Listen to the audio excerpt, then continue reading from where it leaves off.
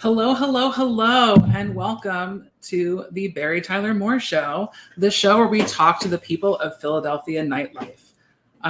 As always, our show collects donations through the Venmo, CashApp, and PayPal here at the bottom of the screen.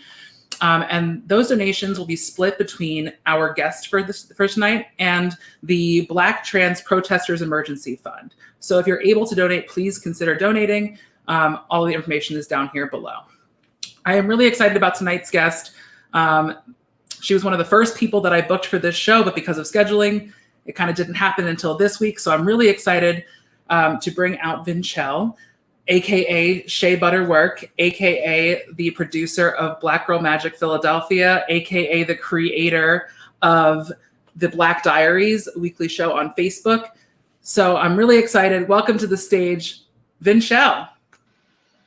Hello. Hello. Hi. Oh, hello. Hi. For some reason, I hear my voice echoing on a delay. We love technology. We love to see it. We love to see it. But how are you doing? I'm doing pretty good. How are you doing? I'm doing all right. I have my little glass of wine today. I hope you brought some libations. I have because if y'all don't know, I guess I don't know if I can tell them the tea, but we talked a little bit before this, but it was up to here when we were talking, but now it's down here. So here we are. Perfect. All right. So for those of you who have joined us before, feel free to pop some stuff in the comments. We will be taking questions throughout the show. But one thing I do want to say is that please hold questions about the town hall that happened on Sunday, because those questions will be answered tomorrow on the Black Diaries. So we're not going to be touching that topic today because we don't want to step on the toes of that show and those performers who want to talk about it. But I just wanted to say thank you so much for being on the show. I know you've had a very hectic week. But one of the things I really wanted to talk to you about is you're one of the performers that have been on the scene for a long time, who've been around a little bit longer than kind of my generation of drag performers. So can you tell me a little bit about like how you got started in drag and your kind of introduction to the Philly nightlife scene? Yes. So I actually, people think I've been doing drag for a long, long time. I actually started in May of 2015. So it's been like a good, like solid, maybe like 5-6-ish years. But I remember, because I have a degree in theater from the University of the Arts, and I went there. And from there, I've always wanted to, do theater and be on stage. And then I decided to, of course, I watched shows like RuPaul's Drag Race or whatever. We all did. And I remember being in college, and I remember, oh my God, I'm telling my age, but I was in college when the first 2 seasons were out. And I just remember it was on VH1 originally. And I also never forget like watching season 2 and just kind of being like low-key disgusted at first. Like I was like, ew, what is this like Southern boy from the South I was like, what is going on here? Like, why are they all in? And I've seen drag queens before, but I just didn't see them like that. So I was just like, what is going on here? But then I was like, you know what? I fell in love with the show. I fell in love with people like Jujubee. I was like, oh my God, like who is this? And then of course I saw a lot of myself in Tyra Sanchez at the time. Don't come for me, people. But at the time, I really saw myself in Tyra because she was just like this beautiful, bold Black queen, and I just was like, wow, she's stunning. Like I can't nobody say she wasn't. I mean, them runways, everything. I was like, who is this? I was like, that's me. So of course I saw all that, and then down the line, I guess I was moving around to different places, and I kind of didn't want to get complacent with theater because I kind of was getting complacent with theater in a way, because theater is a bias. With theater, we can talk about theater for all day, but theater with as far as me, I was expected to kind of like act a certain type of way, being a tall Black man, and I was expected to sing a certain type of way.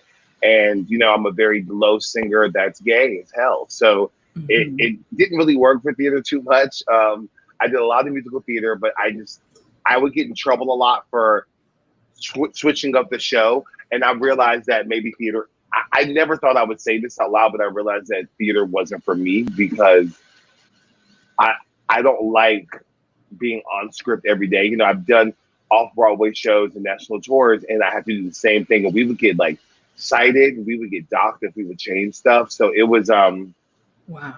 yeah, like equity shows aren't a joke when it comes to theater. They really dock you, especially with lines if you can't paraphrase or anything. So I realized that wasn't for me. So I decided that drag and being on stage was for me. So, and like, long story and you short, have to say that drag is not theater. Drag is theater. That's why I love theater. Like, it's just that you got to do your own hair, your own costumes, your own makeup. Well, not so much your own costume. You could actually not do all that and still be a drag queen, you know. But I really struggle with people who don't do their own makeup because I'm like, how? Like, do you have a dedicated like makeup artist who sits there with you every time? Like, well, obviously they don't work like every single day. Unless they do, they have to have them on call every single day. I mean, I'm not gonna knock anyone for wanting to do what they want to do, but if I know me personally, I know that I made sure that I have to paint my face, and I made sure that I wanted to do well at painting my face because that was just a big thing for me, you know.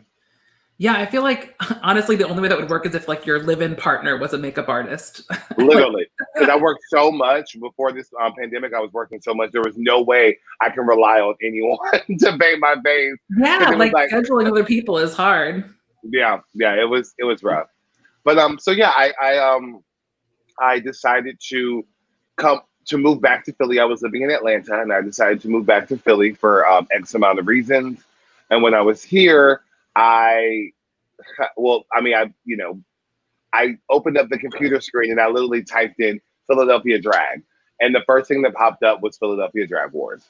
And I saw that and I said, oh my goodness, like I want to do drag. And my friend at the time was like, you know, egging me on, like, you're the best, you can do, you know how your best friends do, they hype you up. So I was like, you're whether right. you deserve it or not, they will hype you up. Knowing damn well, I would send them photos of me, like they would be at work and I would send them photos of me like getting ready, and they were like, oh, good job. Yes, girl, you're gonna kill it. Knowing damn well I'm looking like a mess.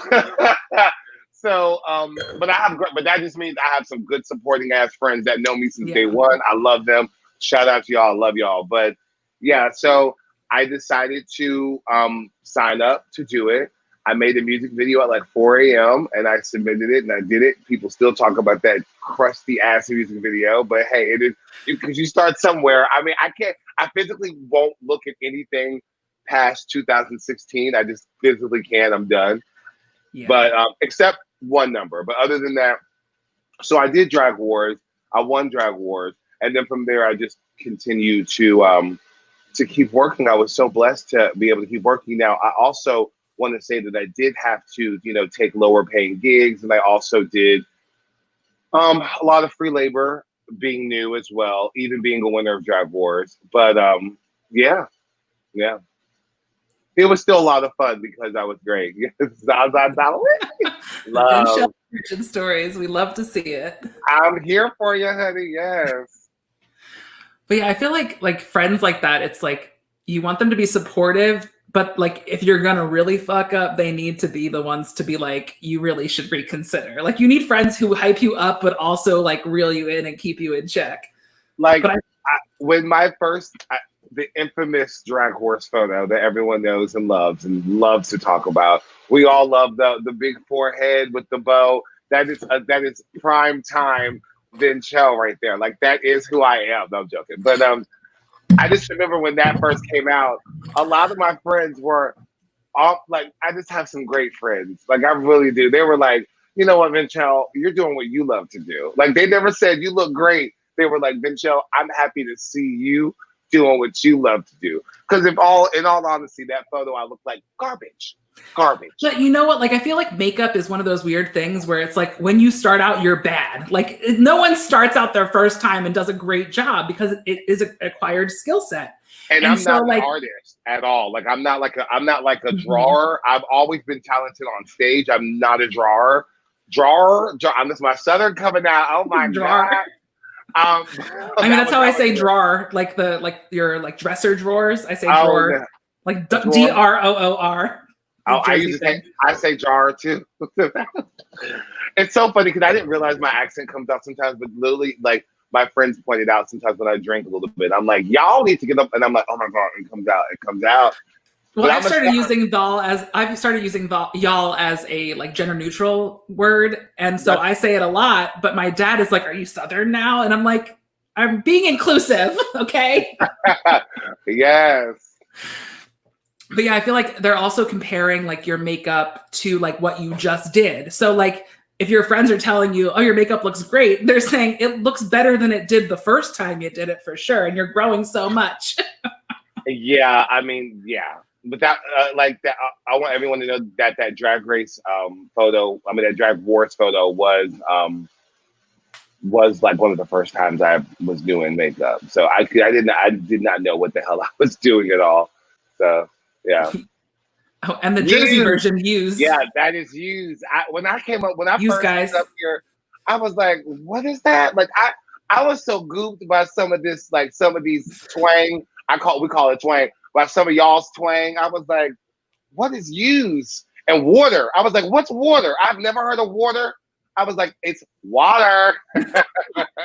Well, I moved to California, and getting used to the slang out there was also interesting. Like they say janky when something's all messed up. I've heard of that before, maybe, possibly. But it's like like really common in like LA, but it's not as common on the East Coast. But I have a friend who's of Indian descent whose name is Jonky. And so we used to joke that like, oh, Jonky Janky. And she thought it was hilarious. I love it. I love it. Because that was my friend from Jersey. When I moved to LA, I was like, everyone here says your name all the time. Yeah, the dialogues, all that, it's very, like, even like in New York, it's so different. But I just know with me, I'm such a Southern woman, honey. I'm literally a Southern woman. Like, it's so funny. I am a Southern woman trapped in Philadelphia because that's how I feel. Because a lot of people that in the South, they know, like, when I go home, that is how I feel when I live in Atlanta, in like Nashville. And so when I first moved up here, I was so gooped. Because I didn't really travel that much okay, my mom's from New York, so she has a very thick New York accent. So every time I hear it, I think I'm just like, oh, she'd be getting on my dad. I love mommy, but she'd just be like, oh my God, like, you need to call me. I'm like, oh my goodness. But we love our mom. I love my mom. So I was always used to that. But when I came to Philly, I was like, what are y'all saying? But then they were like, what the fuck are you saying? Like this. Water is that good John that hydrates you. Okay. And you understand that sentence, which is the best part. I understand it now, but when I first heard, I was like, what's a John? I was so confused. I was like, what'd you call me? Like, I didn't know what was happening. Like, and like talking to different boys up here, it was so different. Like, that was a whole different experience. Dating up here versus dating down south, it was just such a different experience. Like, it was like, what are you talking about? Not talking about, but what are you talking about? All they did was talk. Talk. John was the weirdest one for me, but honestly, I was so glad that someone finally took the drag name John Waters. That's amazing. Yeah, my friend Stephanie finally, like, we've been saying it for years, and my friend Stephanie finally picked it as their drag name. So I'm really excited to see what they do.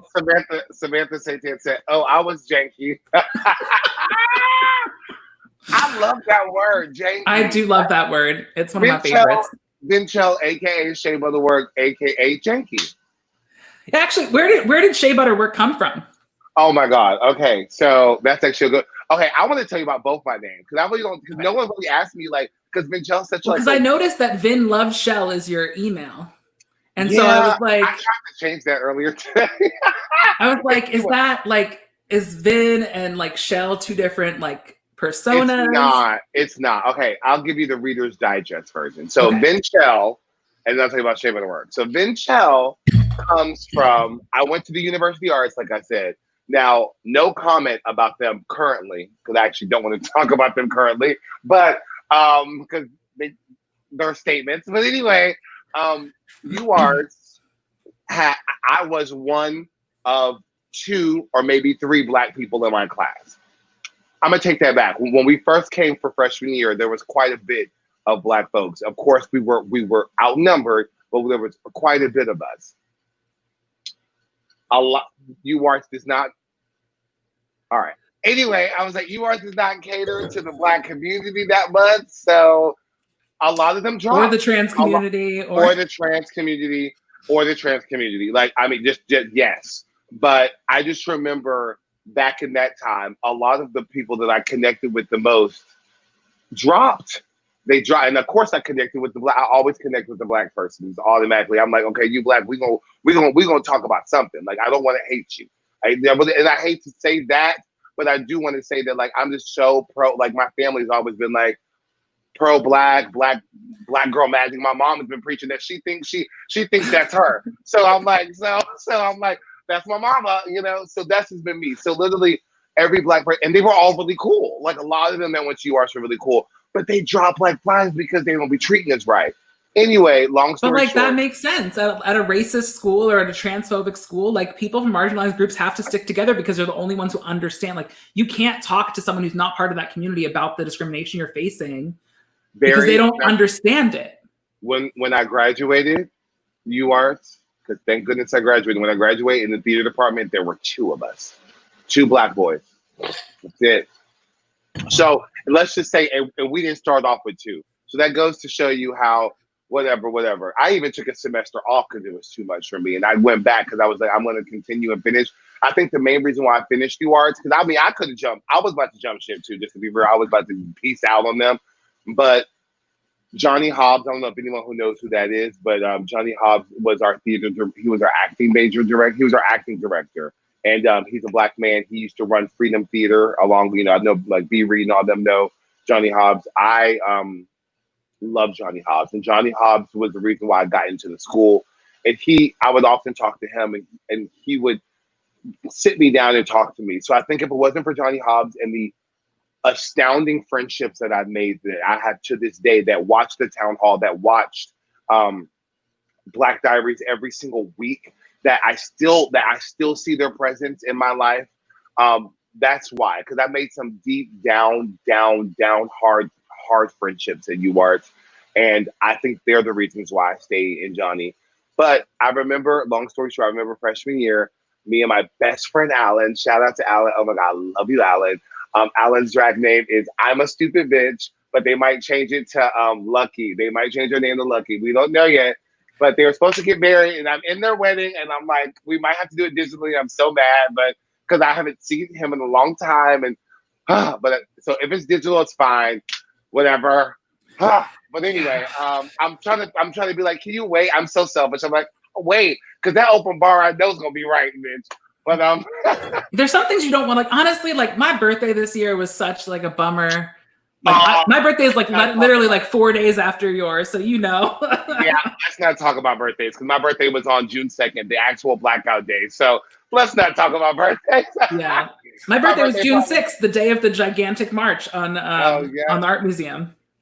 Yeah, so let's just say my birthday. But though, being someone that advocates and has said Black Queen magic and all kind of stuff for many years, it was kind of powerful to have that on my day, on my birthday. To have that, in a way, it was like, the host and producer of Black Girl Magic has Blackout Day on my birthday. I kind of took that as like kind of something that was a powerful thing, and it's going to be going down in history. And I'm always going to be talking about that. Like when I turned 22, this happened to me, 22, 23, I stopped counting. But yeah, so for that. But anyway, long story short, going back to UARTS, my best friend Alan and I, we got our hands on like the upcoming freshmen, and literally we were going through the book. And we were just like, seeing who's cute, who we gonna talk to. We were like, what freshman boys we gonna try to talk to? The actual Facebook, physical copy of Facebook. Yeah, it was a physical copy of Facebook. I don't know how. That's what Facebook is named after. Is like they used to hand out Facebooks at the beginning of the year with all the people in it.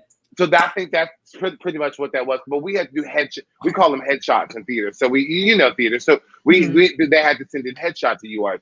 And for some reason, I think I was working or I was in the administrative office, so I was able to look at the headshots, and I showed my friend Alan. We were just looking through.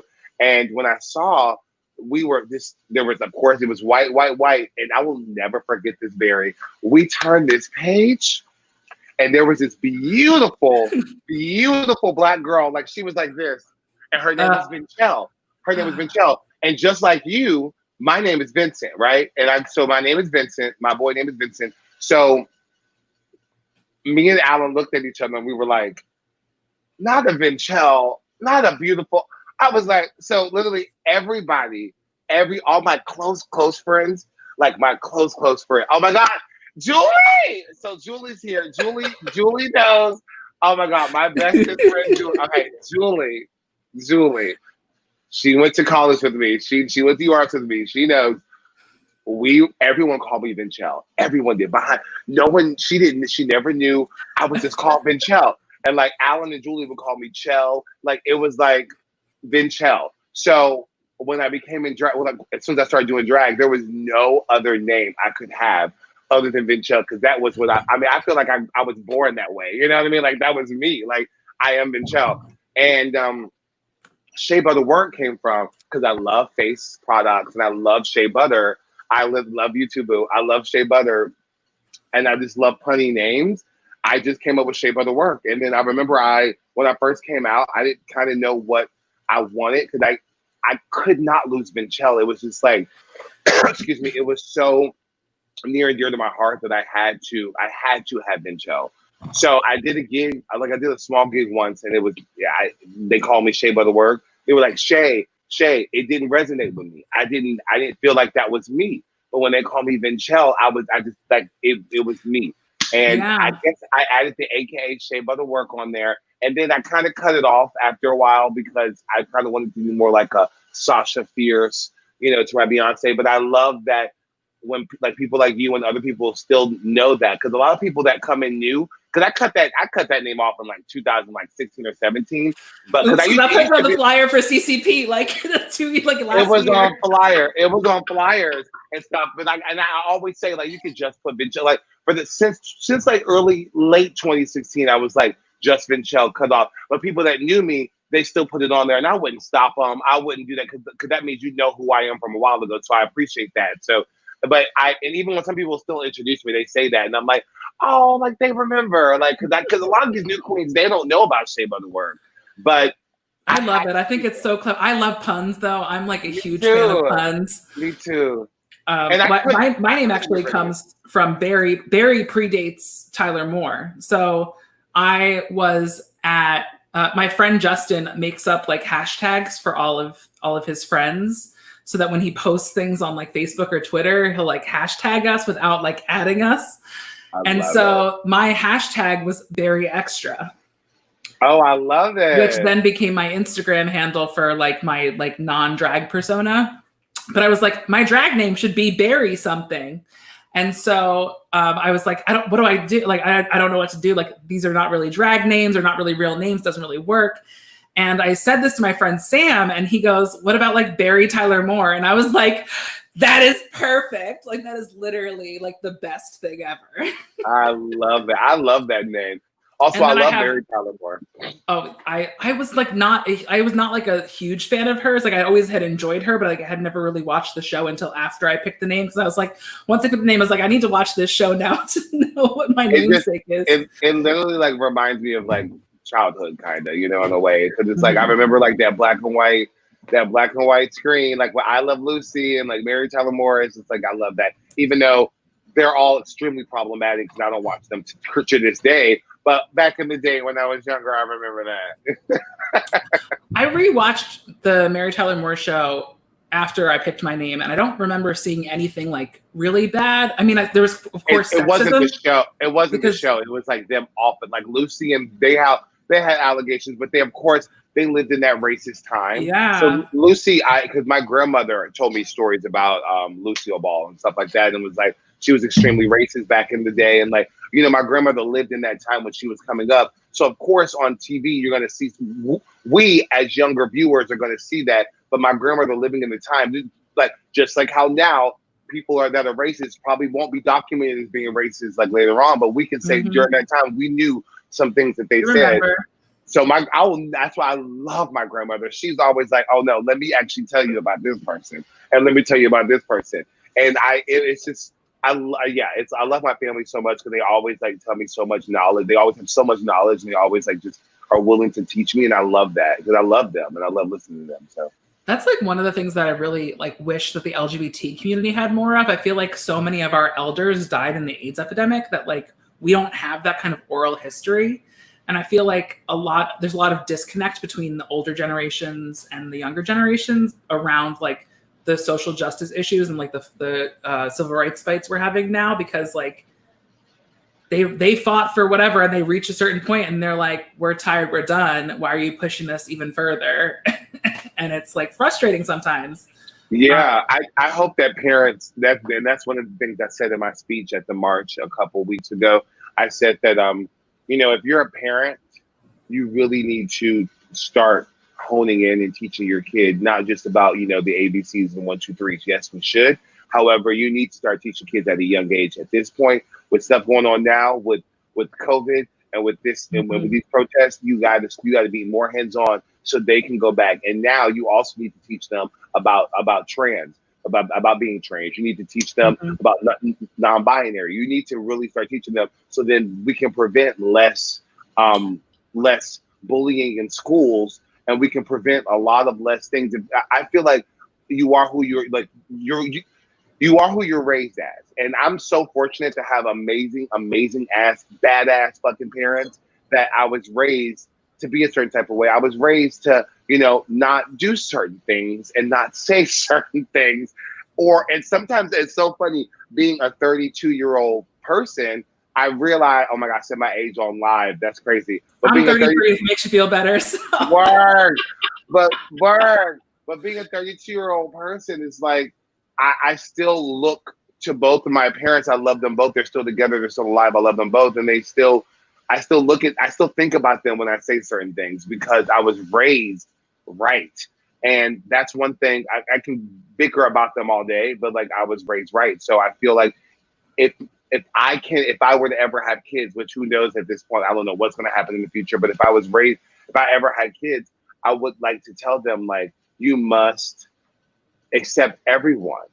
And, and I'm sure my kids are 100, even if I adopt, they're going to be Black. They're going to be of color or something. I'm being real. Like if I adopt somebody or something's going to happen, they're going to be Black. They're going to be Black. Transracial families are a real challenge. Like, yeah, there's a cultural barrier that you have within your own family. And I feel like that's one of the things that I think is really kind of interesting about like the LGBT community and like communities of color is like with communities of color, the majority of people, except for those who are in transracial families through adoption or through like whatever complicated family situations, have people who are the same race as them in their family. But for LGBTQ people, they may be the only LGBTQ person in their family. Which is pro-con. It's pro-con because like on the one side, LGBT issues have I think progressed a lot faster in the last few decades because white families have LGBTQ members. And so people in positions of power have people who they're close to and they love who are part of that community. Whereas by race, we really can segregate by family unit because most people in the same family are in the same race. Absolutely. Yeah, that is so true. Because I know in my family, I am the only one that is of LGBT of anything. And I don't have a huge intermediate family, but even when I go to family reunions, I notice I'm the only one. So that is, and I haven't been to a family reunion in years, but I do remember when I was there, I was the only one. And I'm just so happy that it took a long journey for my family, but we are all in such a great place now. I actually have to call my dad back after this. He called me earlier and I was asleep. But and that's a great thing. Me and my dad, we didn't talk for years because he was, very much so, a militant Black man that was, an Omega Psi-Phi, and he was a frat guy, and he was, taught, especially when you're Black and gay. Let me tell you, it is not the tea. They don't not like it at all. They do not like it. Still to this day, they don't, as you can see. And it's so sad because I'm like, oh my God. And it's still sad that sometimes I can be scared in a way to be who I am, because it's like in front of my own people. And it should not be that way, but it is, because oh my goodness, my mom, did Julie tag my mom? See, they crazy. My mom is on live now. But that's the thing though. But that's the thing. And that's where I was going, is that he's always loved me. He's always loved me, but he loves me more now. Yeah. I think that he had to accept it. And I think it took him a while to accept it. Being a Black man, it did take him a while to accept it. But I think that my dad has always loved me, and he's always, and I can humbly say that he's always financially supported me, and he's always been there. But we've had a disconnect when it came to being, LGBT and being gay, and bringing boys over, and like having friends that are gay. I've always had gay. I came out to my mom when I was 16 years old.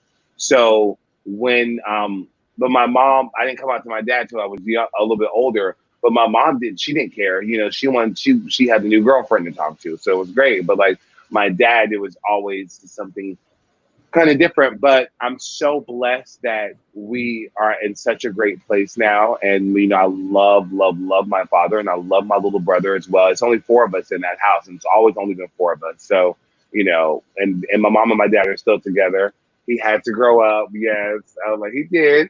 I love that your mom is here. I love this. She's always, my mom is always, if you watch Black Girl Magic and Black Diary, she's there all the time. She might not comment all the time, but she's definitely watching, because she likes the Snoop. Parent. She's a Snoop dog. I do love getting phone calls. You posted this on Facebook. Can you tell me more about this? Just comment. Don't call me. The last Black Diaries, we talked about a lot of different things, and I was like, oh my I remember. God. I watch religiously. I'm there. Like, honestly, it's the highlight. No, you are. I love you. Week. Thank you. I love you for that. I do see you on there, and so it just feels like you're like having a chat with your best friends. Like, honestly, like I have it, like I've had it on my phone, and I'll be like pacing around the kitchen like I'm on a video call with my best friends. Like, it just feels, because I know everybody on the cast. It's like literally. Like, some people I know better than others, but like for the most part, I've worked with or met everyone on the cast.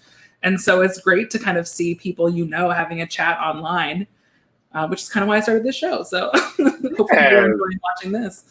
But one of the things that you talked about, which I find a very interesting topic, because I think it's really important for people of color to talk about their experiences as an LGBT person growing up in that culture. But one thing that I hate is when white people talk about like, well, black culture is more homophobic, or like Hispanic culture, machismo, it's more like homophobic. And I'm like, white people invented conversion therapy. But because white people are offered individualism and not seen as a monolith, we don't say white people are homophobic. We just say like, well, some people are homophobic. But like, so it bothers me so much when people are like, well, black cultures are more homophobic. I'm like, have you seen white people? They created entire religions around it. Yeah, I 110% agree with you on that. 110%. I will say though, if like being black though, like it's extremely homophobic. I will say that. I'm not white, so I can't comment on that. But I do know that it's hard out here. It's hard out here, and I'm so blessed to have been able to go to. I'm that theater gay. I went to a arts middle school, and arts high school, and arts college. So I'm very blessed to have had that and have seen amazing gay men. To this day, one's unfortunately like is no longer with us, but a lot of them to this day, they don't know how much they've inspired me. Like my one friend Davon, like he doesn't know how much he inspired me, because he was so unapologetically him, and he just was dressing how he wanted and was openly gay. And I saw that, and I was like, because a lot of times they look at gay life and they're like, you're gonna have a tough life. It's gonna be bad for you. It's you're gonna get this, you're gonna get that. But I saw Davon, and I saw that Davon was so unapologetic and was still getting praised for it, that I was like, well, that can happen to me. And of course, being in theater, you're gonna maybe twitch. You're gonna maybe twitch when you do your curtain call. That's what we call twitch. We like twitch, honey. Yeah. But yeah, so I think that everyone should respect their place when it comes to talking about homophobia. If you are not black, then do not talk about being Black, being homophobic. No one will understand being Black and being gay. No one, Yeah, if you're not, to share your personal experiences, but to weaponize that against an entire community is just messed up. Right. And like, I can't take away from anyone's experiences, and everyone has their experiences, and everyone has, yep. That's what I was gonna say. Samantha, everyone right here with the clutch comment right here. I love that, but everyone has their own experience. You know, I'm a Black cis man, and that for me has a lot of things that's wrong with it, but also trans as well. Being Black and trans, that's a whole nother subject. And then, you know, or being Black and non-binary. There's a whole lot of things that people need to realize. And I hate that within our own community that it's so divided. And I'm like, do y'all not realize who Marsha P was? Like, are y'all crazy? Like, and I'm like, I see these white gays comment, and they're like, oh, well, these Black people are, you know, Black life. It's not about, it's like, what are you talking about? What are you discussing? We inflated their ego by giving them all that media attention for all those years. Like, if you had to be white, thin or skinny, cis male to be in media. Like, and that same to go to my plus size people. My plus size people as well. They often, of all colors, they get shunned down. They get shunned down. I was actually just talking about this with Foxworth earlier. I feel like I've actually experienced less fat phobia since I've started dressing femme. Really? Which is like in the LGBT community, because I know that women and femmes like experience fat phobia like in culture on a grand scale. So I'm not going to say like I have it worse than women, but I think within the LGBT community, because white gay men kind of have been like the forefront. They've been at the forefront. They've been put on a pedestal. So I think that the fat phobia from that group has really made it hard for AMAB folks specifically, and like men, to be fat and to be part of the community. And I feel like that culture is very shallow. But I also want to talk about the Asians as well. Like, you know, a lot of people no Asians, no blacks. Like, it's all racism and fat phobia and transphobia. Literally. And we talked about that last week. And misogyny. Oh yes. And it's, you know, so maybe getting started about how gay men talk about vaginas. Oh, well, yeah. Oh yeah. Or people in general. Why is being a pussy labeled so negatively, you know? But I guess being called a dick is not necessarily the nicest too. I don't know. That's a whole nother topic. Your mom knows what's up. Yeah, she does. My mom knows the tea. I came out to my mom when I was 16. She knows about it all. She went to the Pride March this past year. Like, she's hip, she's down. If I were to ever, she knows the tea. Like, she needs to come to Philly when all this is over and come to a show, because her and all her girlfriends want to come to a show. Yeah, well, this is what I was talking about. Can't a manager say that if they were comfortable as a trans person because the urban community has issues with that. Like, that's weaponizing an experience of a minority group against another minority group, and that's not cool. Yeah. And Belena says, if I'm at the club as Matthew, I feel so uncomfortable and more aware of my body than when I'm at Belena, and I really relate to that. Yeah, honestly, like I get hit on more often when I'm in a dress. I get sexualized. I get catcalled. I get which is another issue on the other side of the spectrum. I've had men grab my chest. Like, I was wearing a dress like this. I wasn't wearing padding. I wasn't wearing like boobs or anything. They just were like, oh, you're just so sexy. And it like literally just grabbed. And I was like, I hate when people touch me in or out of drag. I don't care how fine you are. You better get an easy pass on this tunnel, bitch. Like, no way. It was kind of cute, but I was like, no, this is not it. Yeah, I'm not for that. And I get so uncomfortable. Oh God, I can't.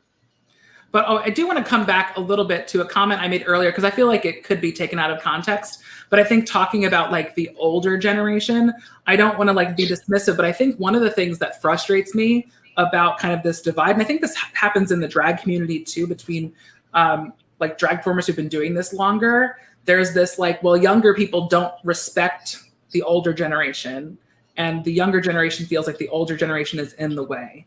And the thing that bothers me about that is that like I feel like I've always had a problem with people saying respect your elders, because I've met some really, really disrespectful elders who respected me, and it's like, you want me to turn around and respect someone who's directly disrespecting me? So I feel like there has to be like kind of this like bridge from both directions, where like the elders in the community are trying to foster relationships and try to be mentors to the younger community, and the younger community, but like you need to earn that respect. You can't just expect it.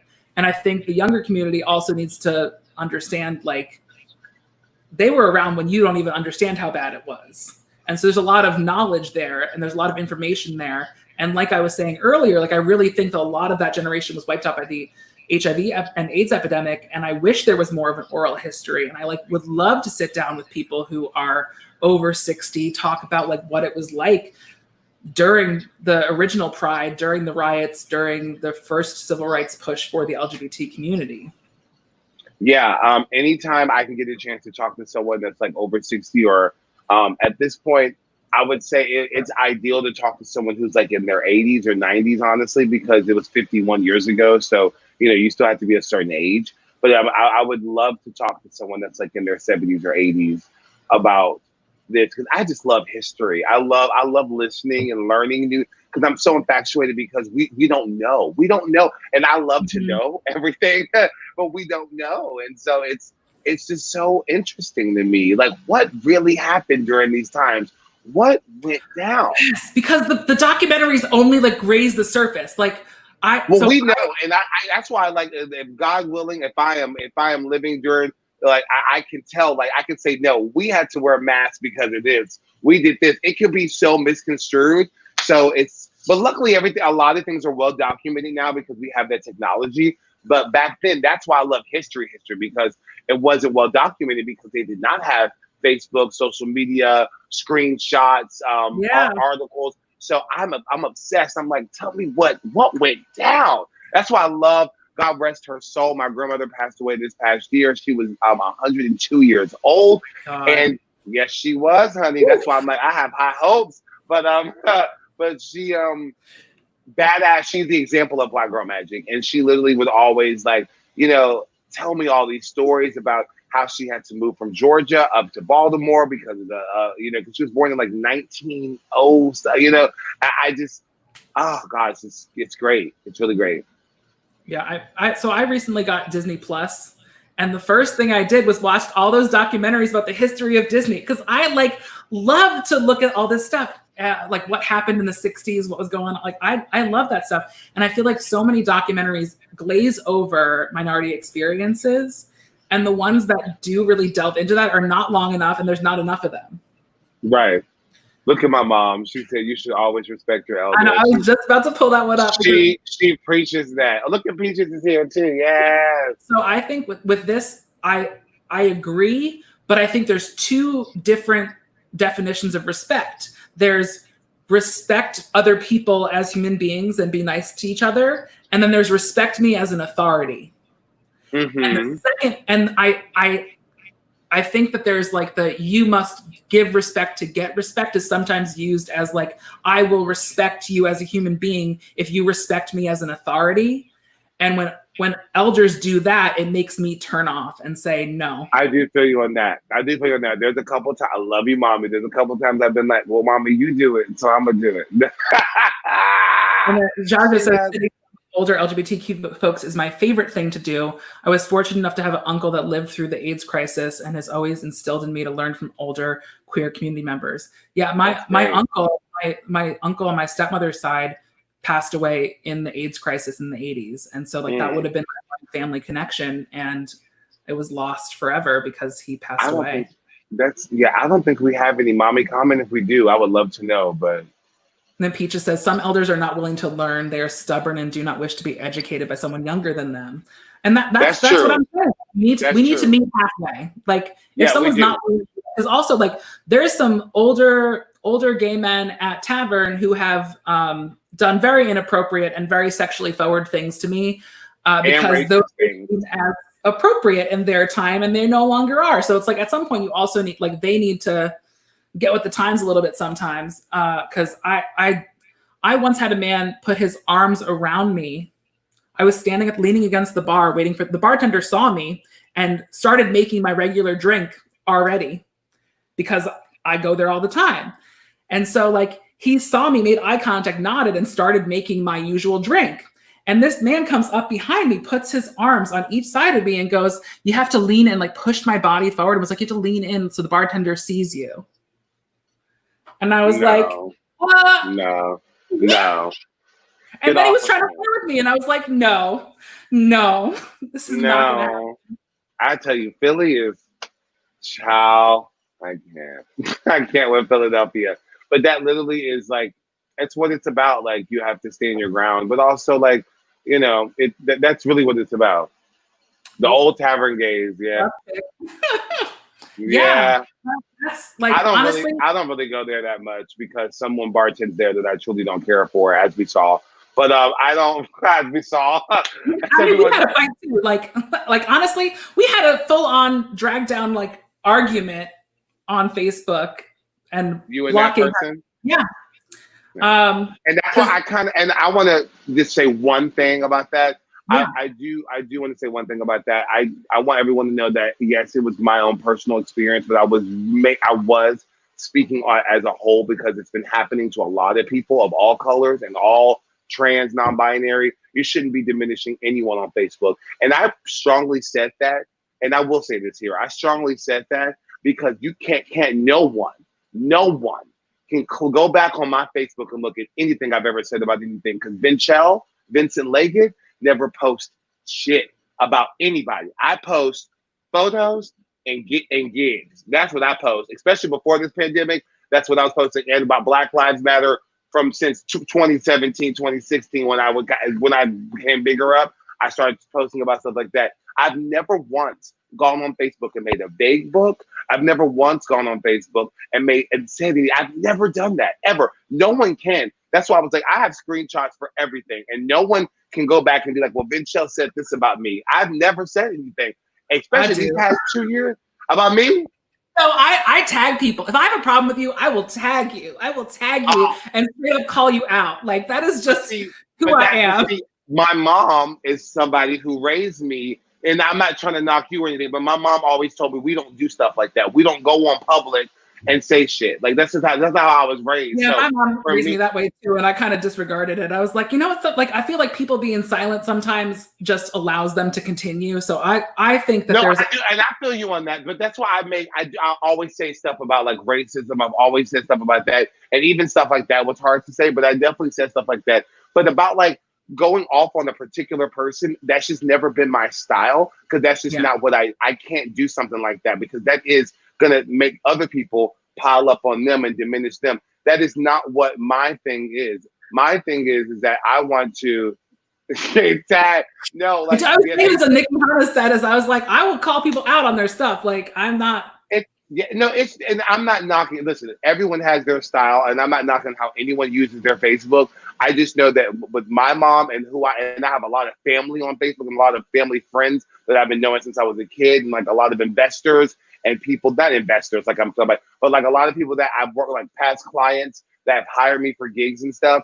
I choose to not promote my Facebook as anything negative. And I think that, that's that. She's always said that. So that's why bringing negativity to things on Facebook is that's what it's doing. So that's why I was so humble enough to say what I said on Sunday about that issue, because no one come back at me and say, well, VinChelle talks shit on Facebook, because I don't. And that's one thing that's why I was like, if you know you did something, you better shut the fuck up.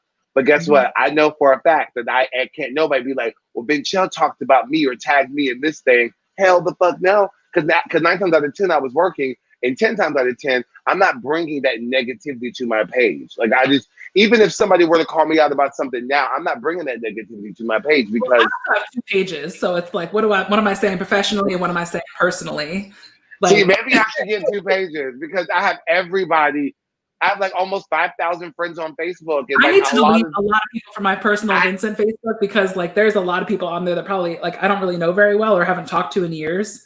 And I do go off on that page sometimes, and I probably should delete some people. That's truly what it is. Like I have a lot of people on Facebook that I respect and that know me from way beyond drag that I've worked with, and you know, and also my family can get hype, and I don't want them to make anyone cry. So good, Yeah, I good. feel If like, my little brother were to see anything but that I also people feel like said we have about me, similar reasons for doing opposite things because the reason I call things out is because I don't like talking about people behind their backs, what I won't say to their face.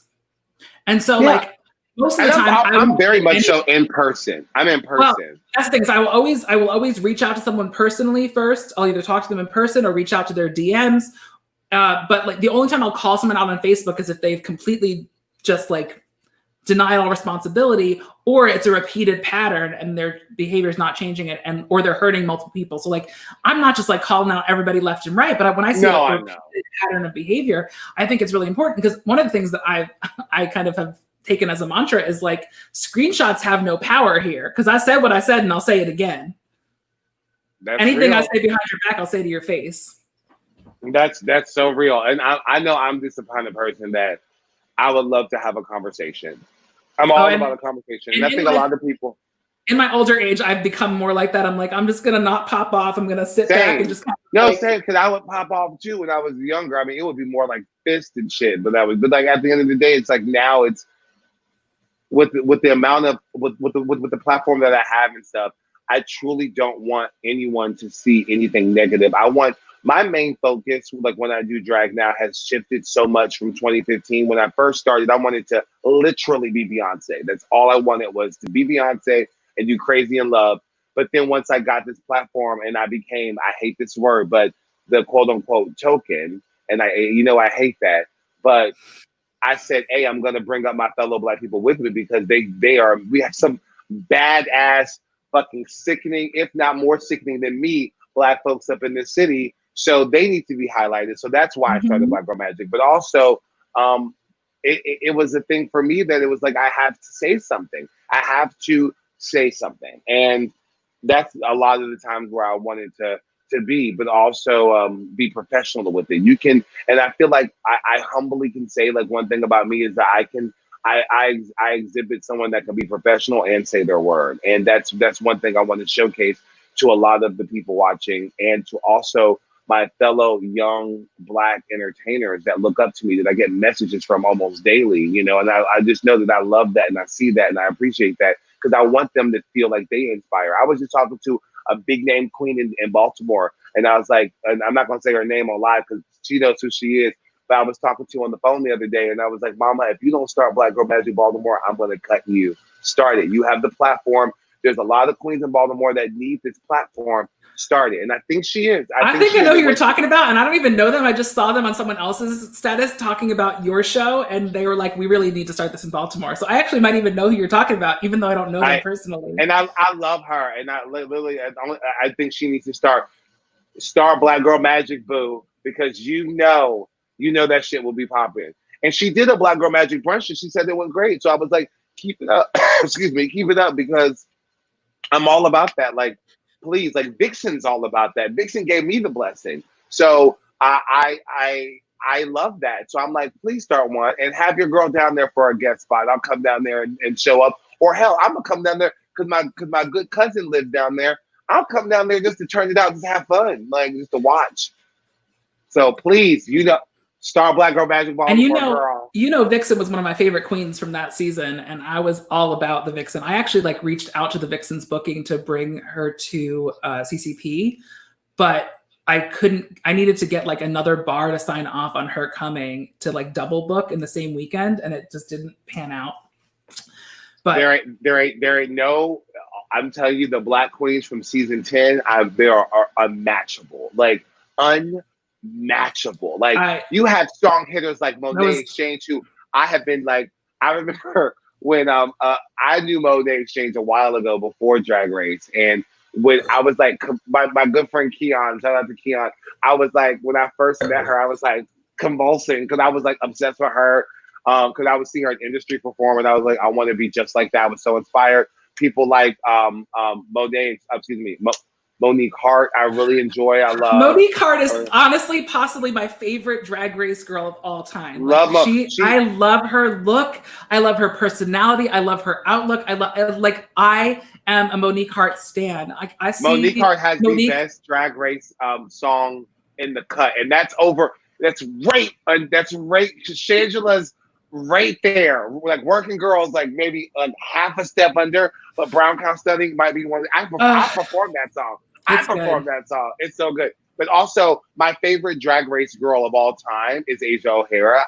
I'm obsessed with Asia O'Hara. I want she's to stunning. be Asia O'Hara. She's flawless. But she's not only stunning. She is like probably the most well-rounded queen you'll ever meet. She's sickening on the mic. That's why she was hosting the Vegas show. That's why she hosts the Work the World Tour. People don't be looking at her because she is a dark black girl that people just don't be featuring. But I'm telling you, Asia O'Hara is probably one of the best Drag Race girls in the whole entire franchise. And I mean that from the bottom of my heart. She can do everything and anything. Like, I'm obsessed with Asia, and I love Vixen. So yeah.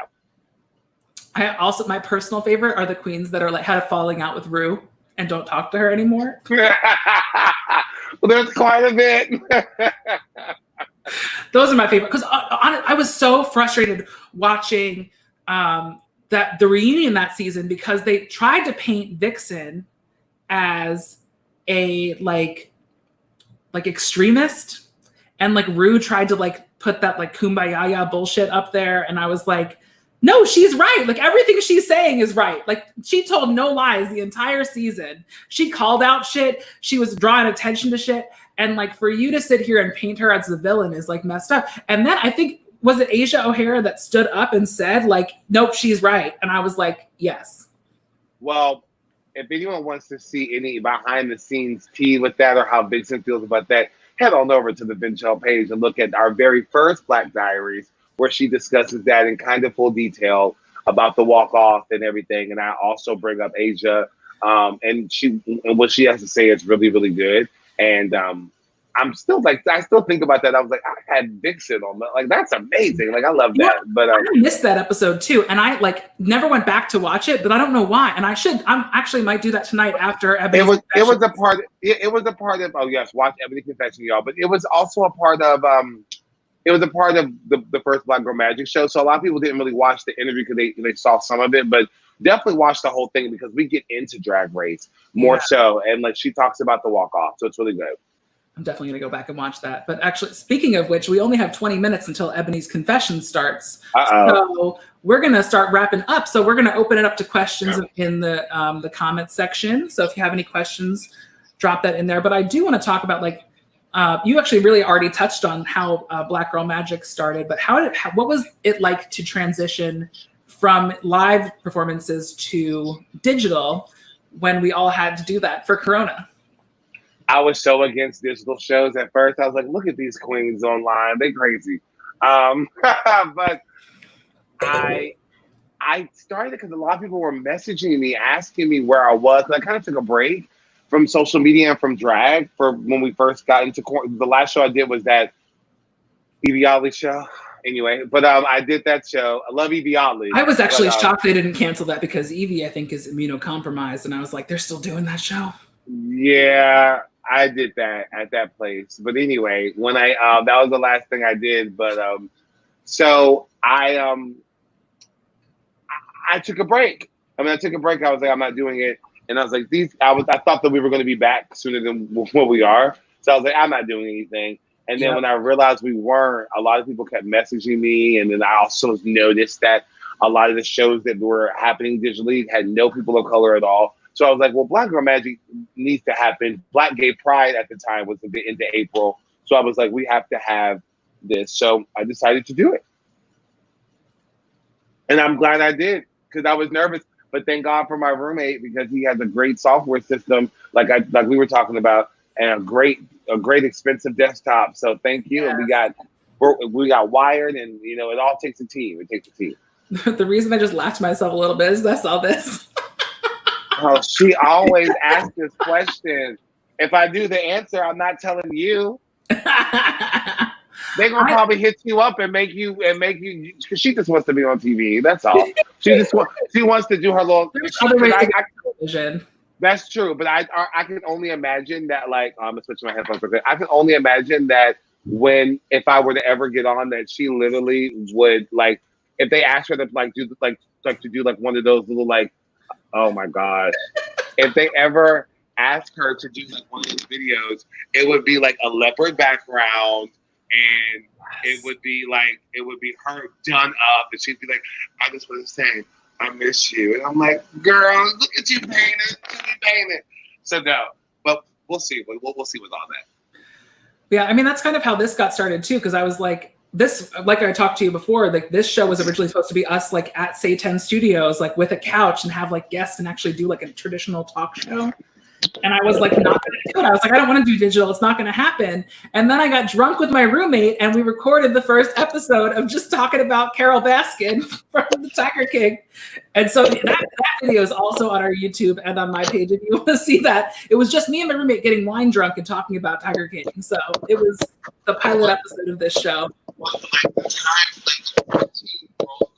Oh, your sound is very echoey and far away. I'm not here. Hold on. Can you hear me now? It's still a little echoey. Are your AirPods turned off? We love technical. This is why we hate digital shows. Well, also, is it better now? Yes, okay. It is working now. But beyond like the technical difficulties like that, there's also like the copyright stuff. So if you use any music that's copyrighted, they'll zuck you real quick, and there goes your whole live video. They get me. So most of the questions are about your merch.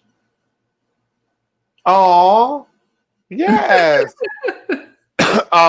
So this shirt right here is made by my friend Mary. A lot of my best friends have them. I actually haven't thought about getting merch. Like the stuff I have is really just me and my besties that have it. It's like nothing serious, but this means a lot because this comes from. Oh, never mind. Keep talking now. This shirt means a lot because this comes from a saying that someone said to me negatively, and we kind of took it in a way to make it more positive. And it was amazing because we'll talk about this person tomorrow because they were a part of the town hall. But someone that was a part of the town hall said this exact quote about me, not VinChelle, and it was very disgusting and demeaning. But my friends kind of took it as a joke because my friends are just so funny, and they just like took it as a joke. Like they turned it into a joke. They were like hashtag not VinChelle, and so we kind of put it on the shirt. So if y'all want a shirt, we'll talk about it. I brought my little merch out too. I have little Barry Tyler Moore masks. Me throwing. Yeah, I love it. I honestly never thought about doing merch. I didn't think anyone would really buy it. I mean, I'm being real. Like I'm not trying to say, and I just didn't think. I don't think I'm like famous to be like, oh, buy my merch. But if y'all want some merch, mama, let's work on something. My friend Ambrose has a company called Ambrosia Salad Designs. And yes. Thank you. I'll get some out. And so the comments are so sweet. He designed that logo for me and then put it up on his TeePublic site. So you literally order you don't have to have a stock of it. People just go to the website and order it. And because he designed the logo for free, he gets all of the proceeds from that, because I was like, he literally made it 2 months into my drag career. And I was like, I don't think I have enough of a following to sell merch at this point. I see y'all. I love y'all. And I see the comments. I will probably get some merch. My mom, I can't with my mom. She's crazy. I'll probably have some merch coming up soon. I would love that. We'll definitely think about that for sure. We'd love to see it. Yeah, I think that's literally all of the questions. Oh, here we go. How can I get my skin to glisten in the sun like yours? Great question. So thank you for that, Destiny. It's shea butter. It is. It actually is. So it actually is, because I've always supported Black-owned businesses, and I think everyone should. I've always been an advocate of supporting Black-owned businesses. And there's a company that I really, really love so much, and I'm probably going to be working with. I probably shouldn't be saying this right now, but I'm probably going to be working with them very soon. But it's called Butta, Buttah. They are amazing Black-owned skincare company, and they have amazing products. And they make my skin so, because of course, I wear makeup a lot. Even in the pandemic, I've been wearing makeup a lot. So I've always been about skincare, like I said earlier. And they have 3 different treatments. You can get the cleanser, you can get the vitamin E serum, and then you also have the facial shea butter. And that really, really, really gets and moisturizes your skin and makes that good glow. And also just really just yes, I love it. You should actually sit down and talk with Samantha, because Samantha is very passionate about skincare and we'll makeup. talk, Samantha. I love skincare. I am always online looking at new ways of how to do things, especially once I started doing drag. I was always very particular about my skin before drag, but then I was like, bitch, I'm putting on all this makeup. So I was like, I have to, and even what I put on my face, you have to, but I love supporting my Black-owned businesses, and I love Butter. So if anyone can please check out Butter by Dorian. Please check that out. It's an amazing company. Buttah. Butter. And that's it. Butter works. So I was like, like I said, we might be collaborating. Say Butter works. Stay tuned. Stay tuned. Jaja says, girl, one of my friends from California saw that I was in your Black Girl Magic, and she called me screaming at me for not telling her that I know you. Oh my, Cali, come on, look, I'm available for Cali bookings, honey. Yes. Once this is all over. Once we can actually go to Cali. Once this is all over. Oh my goodness. Yeah, this is, there was another comment that I saw. People are typing too fast. Can I paint/draw you something for merch for free? Yes, please. Listen, anytime someone wants to draw a VinChelle paint, please. I need some, as you see, I'm lacking artwork in my room. So please, I want to throw up some stuff. So definitely I will take it. My Instagram is @_VinChelle. Send it to me, or send it to me here on the good old Facebooks, and I'll take it. Don't forget the underscore at the end too. _VinChelle_. Oh yeah. See, I tried to just make it VinChelle, but someone else took it. Some woman who's actually named VinChelle took that. And if you try to Google me on YouTube or look me up on YouTube, Vin Diesel and Michelle comes up a lot. So it's kind of great. Is that their ship name? That's like their name that they have together. And then also the girl that I actually went to school with, she's a vocalist and she does music videos, and her name, she comes up. So it's Vin Diesel, the actual VinChelle, and then me. So it's great. I think your mom is sending photos for artist references to people offering to do free. Well, my mom. We love to see a supportive mom. No, but she's supposed to. No, actually, she's talking about my birthday gift, because she brought me some African art. She thinks she's surprising. She thinks she's surprising me, but she's like, I have a surprise for you. And I'm like, I know what it is. So she's giving me African art. So I've been waiting for it. So I can't wait to see it. We love to see it. Yes, VinChelle deserves fan art. Absolutely. Thank you. I thank you. This was drew by my friend Annie. Drew this. That's one of my favorite, because I love red hair on me. I think that's like when my skin pops the most, when I have red hair. So that and black hair I love the most. But yeah, this one's one of my favorite. And this outfit that I was wearing was made by Anita Manhattan. Was one of the first African outfits I've ever had, and it meant the world to me. So yeah. Yeah, actually, can you talk a little bit more about how you started doing your makeup the way that you do now? Well, my mom knows this, but we've always had African art growing up, and tribal art in my house. That's just kind of been my norm. And so I was just trying to paint regular at first. And then I said, you know what I want to do? I want to do some tribal on my face. And I remember the first day I did it, I was nervous. I was like, am I going to mess it up? Because once you go tribal, you're going to go back as far as put the lines and stuff on your face. And I was using clown white, and you can't erase that from your face like that. No. That's how that butterfly look happened, because I literally was just messing around, and then I was like, oops. And then I was like, well, let me just blend that. Next thing you know, I had a butterfly on my face. Yeah, I mean, that's what it is. But I love representing my culture, my father, and where we're from, and we are very African. So we all, have an American dialect, but we do have a lot of African in our family. So I'm just very blessed to represent my family and to also be very tribal in my work. And like, I can never see myself not doing anything tribal. Even when I do impersonations, I still have like some dots here just to, because that's just who I am. You know? Homage. Yeah, I truly love it. I truly love it. And like, honestly, like so many references for art are centered in Europe and European culture and colonial culture that like it's refreshing to see other art. Like there was, I don't know if you saw the Philly nightlife. Oh my God, what's the word? Renaissance Festival that was happening on Saturday. I'm sure you were busy getting ready for the town hall, but there was actually someone there who was talking about African medieval times and like weapons and all that, like all this stuff. It was really interesting. And then he was talking about how like there should be Renaissance fairs that are centered in Africa and centered in Asia and centered different parts beyond just Europe, because a lot of Renaissance fairs are European centered, and history is not just centered on Europe and colonialism. Yeah, and, like, yeah, that's so true, and I think a lot of people think that. And also on top of that, I'm obsessed with. I guess because I grew up with it, so I'm a little biased. Like even like long story, like funny fact, like an example. My mom loves Shaka Khan, so I kind of am biased that would be like, okay, well, I love Shaka Khan. Like I know all Shaka Khan's music because of my mom, so I'm biased. So me growing up, living in a household where it was a lot of African art, I'm obsessed with it. Like I can Google African dresses all day and every single day. If you go on my past tabs, you'll see nothing but like I'm just obsessed.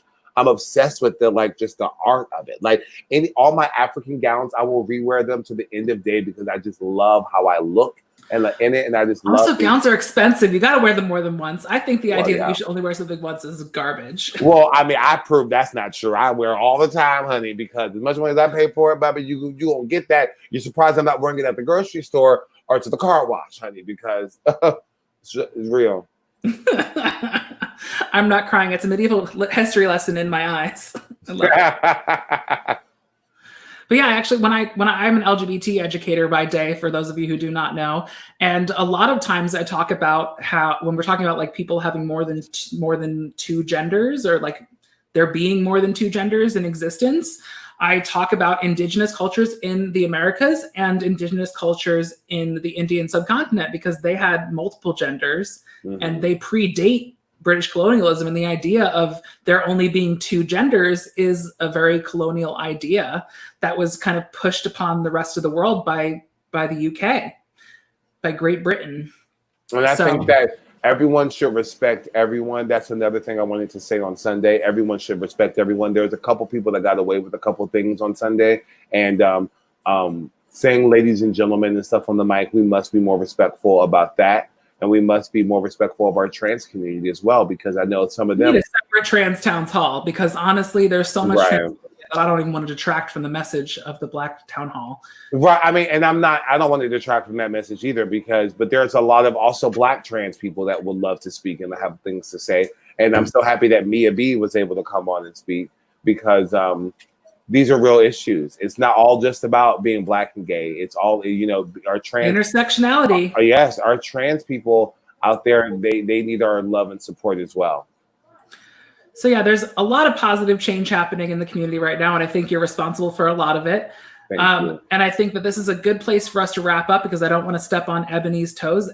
If you have nothing else to do tonight, make sure you flip over to Icon's page and watch Ebony's Confessions tonight. Ebony's busy. Ebony's busy, y'all. Ebony is also going to be in Black Diaries tomorrow as well. So, and we're going to be really tomorrow in Black Diaries, we're also going to be talking a lot about more specific things that happen in the town hall, because I kind of want to keep it light and fun today, because I'm still kind of emotionally getting over it. I'm trying to be fun and having a good time today. But of course, I'm still thinking about a lot of things and still processing a lot of things. So I just want everyone, and thank you, BearyTylermoore, for respecting that and allowing me to come on here just to have some fun, because, a lot of times, a lot of people just like kind of want to drill it in and talk to me about, a lot of people that want to talk about it. But at this point, this isn't gotcha journalism. This is a fun show. right. And at this point, it can be serious sometimes. It can be, yeah. But at this point in time, I just kind of wanted to just laugh and have a good time and catch up with a friend. So that's why, thank you. We love Hannibal. Yes, and also respect drag kings more. Yes, book drag kings more. And if y'all do not know, at Jocks, when we come back, I will be doing VinChelle's Variety Hour, which has me, a drag king, and a burlesquer every single month. So please make sure Hannibal, I'm sure, also has their own show at Jocks as well. So definitely check that out. Tomorrow is the Black Diaries, where we will be talking specifically about instances at the town hall and other issues and other topics that I have written out. And Icon's going to be there. Diva Loves It's going to be there. We're going to have Peaches that's going to be there.